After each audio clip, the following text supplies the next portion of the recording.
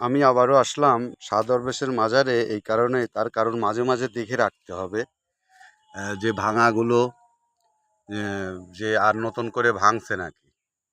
দেখেন যেরকম ভাঙছে, যে এই পাশেও আবার দেখছেন, এই দেখেন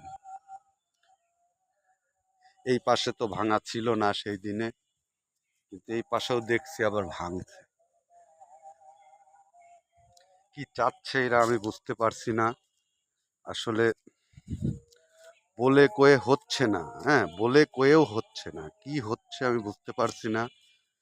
হ্যাঁ, আসলে কারা এই কাজগুলো করছে আমি বুঝতে পারছি না। দেখেন, হ্যাঁ, আসলে খুবই মর্মাহত, খুবই দুঃখিত।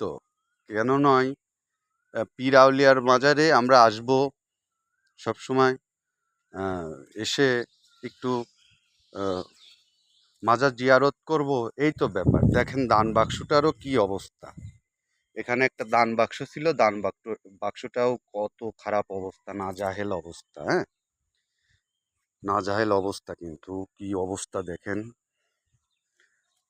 মাঝে মাঝে এসে আমি পরিদর্শন করে যাব এবং আমার দর্শকদেরকে আমি দেখানোর চেষ্টা করব যে আসলে আমরা কোথায় আছি।